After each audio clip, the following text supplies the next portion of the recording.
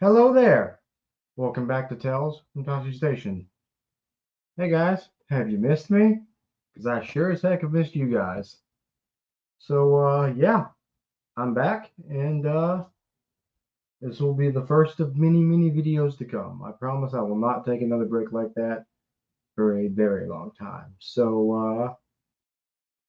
Without any further ado, how about we get into this thing? Hey Chewy, do me a favor, punch it. Let's get into it.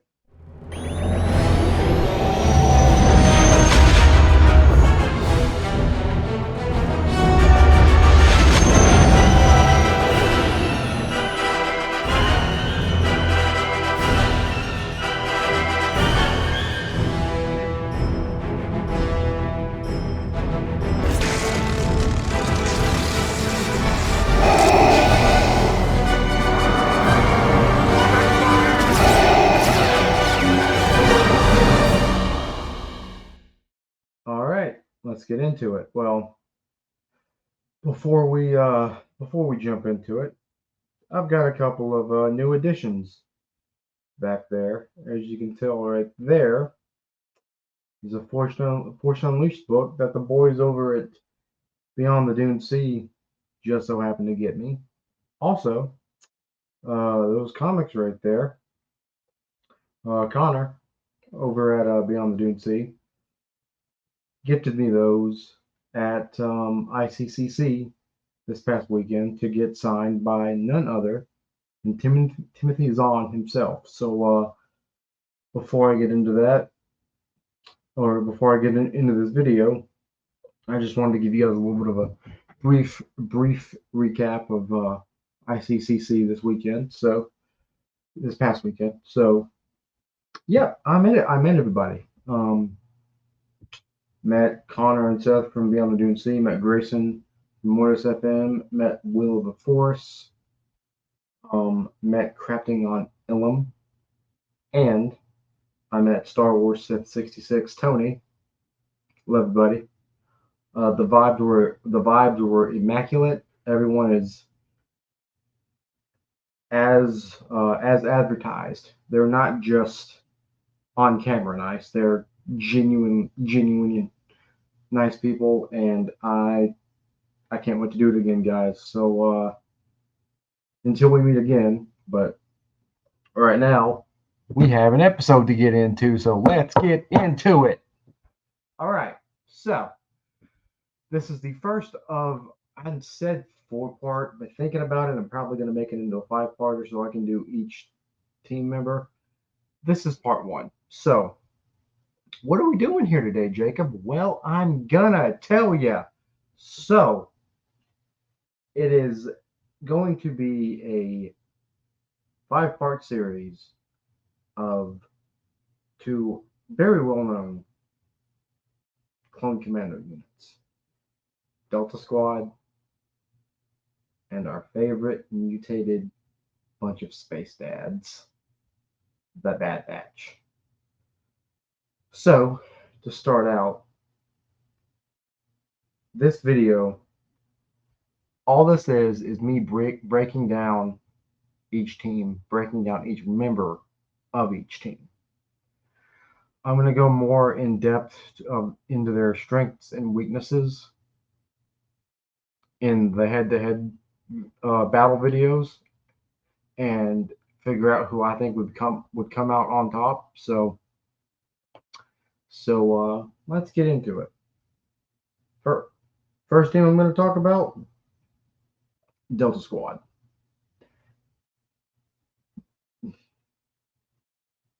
First team I'm going to talk about is Delta Squad. They're an elite team of Republic Commandos led by RC-1138, or Boss, who is respected by all members of Delta Squad. Second in command is Fixer, RC-1140. His area of expertise is technology and code slicing, and had a habit of calling the squad by their names instead of their numbers, instead of their nicknames. and you're going to see a lot of crossover in these two squads. They're kind of similar, and I think that I don't think that's by mistake. I definitely think that the Bad Batch were made with Delta Squad in mind. When I was doing my research, I did find it was a little weird that almost every member of Delta Squad has a mirror of Bad Batch, and I think that's going to be an an interesting part of the face-offs of the one-on-ones. So to continue, Sev or RC 1207 is the killer of the group. He's their most skilled sniper, and he's a bit crazy. He's a little unhinged, and he's good at two things: killing and revenge. Last, but certainly not least, we saw him in Bad Batch. Scorch, RC 1262, the team's explosive expert with a sense of dry humor, as him and Sev often would go at it on missions, verbally jousting, you might say, to get under each other's skin. So that's that team in a nutshell. And the next team, of course, is our beloved Bad Batch, Space Dads, as I like to call them, officially known as Clone Force 99, consisting of, when we first meet them in Clone Wars, Hunter, Tech, Crosshair, Wrecker, and then Echo. 5 members of the Bad Batch, with a 6th member, Omega, being added at the start of the series. They're a squad of altered clones that have special abilities, led by Hunter, who has a gift for leadership along with his ability to sense electromagnetic fields. He proves himself invaluable to the Bad Batch. And Hunter might be my favorite member of the team, just because of, like I just said here, his leadership abilities, and he'll do anything to get the mission done, and we see that in the later seasons, especially season 3, when they're trying to get to Wayland to get Omega back. And I just really like him. Second is probably the most loved, I would say, amongst the Bad Batch, Tech. He's the team expert. He's the know-it-all. Expert slicer, genius level knowledge of tactics, language, decrypting, name a skill. Tech can probably figure it out. Unfortunately, spoilers for those who haven't watched the show. If you haven't watched the show, why are you here? Go watch it, and then come back to this point in the video, and then finish it out. So, spoiler warning: Tech gets killed at the end of season 2, and it's a little bit of a gut punch, just to have someone die. But I think they needed stakes, and they were building up Tech a lot in the second season. The writing was kind of on the wall. We kind of saw what was about to happen, and yeah. So, like I said, you're seeing a lot of crossover, because Tech and Fixer are essentially the exact same character. They're geniuses. They both are really good at slicing, and they're both very smart when it comes to tactics and language, and just being able to break through stuff. So, yeah. And Wrecker is the I would say he's the older brother of the group. He's the older brother that, I mean, a little hard headed, but at the end of the day, he's a big teddy bear. That's what I think Wrecker is, and he's the tank of the team, combat ace, and well, he likes to blow things up. One of the first times we ever meet him, Anakin hands him a detonator and says blow it up, and Wrecker starts crying. He's so excited to blow stuff up. It's just like I said, Wrecker is just a ball of destructive energy, and once you get him started, there's no way to stop him. He's kind of like the Hulk. He's really hard to take down, and he's just a fun character.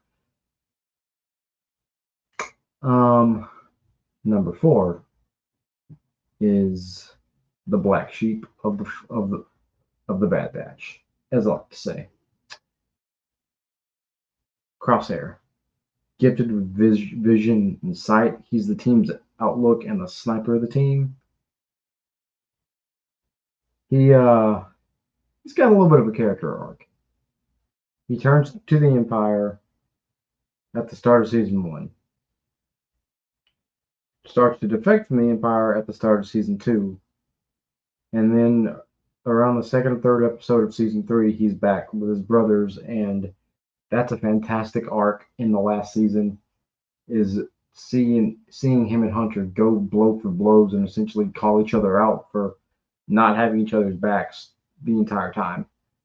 And as far as character arcs go, I would put Crosshair up there as one of the best character arcs in just in all of media that I've ever seen. I would say his character arc is, to me, up there with Vegeta's in Dragon Ball Z.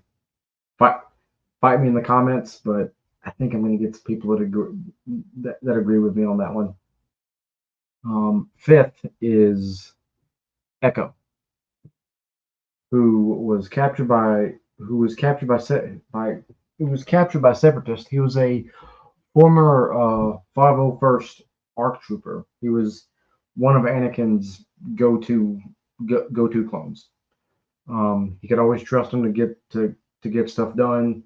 And I remember watching the episode when Echo gets blown to pieces, and everyone thinks he's dead. And then the last season of Clone Wars, they find out that the Separatists are keeping him alive to essentially use him for battle tactics, and they turned him into a cyborg.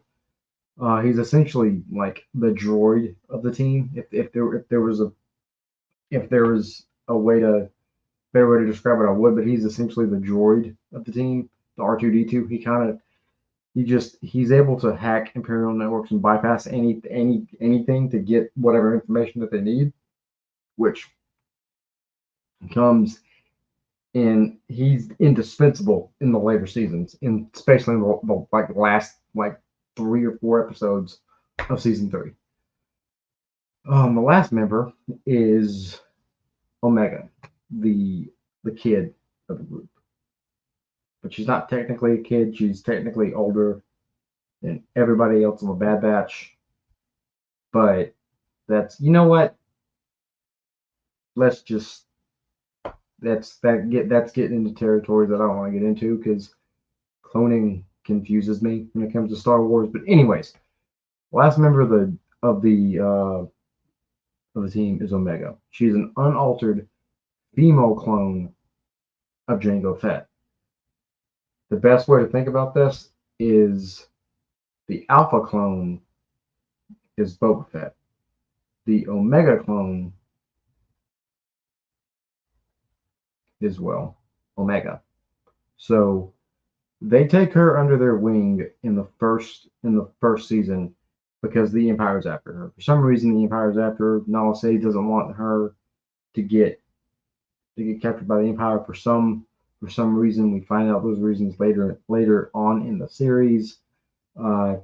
Essentially to clone Palpatine, I'm going to guess, and because I don't think that was ever answered in the Bad Batch, and if it was, just correct me down in the comments, please.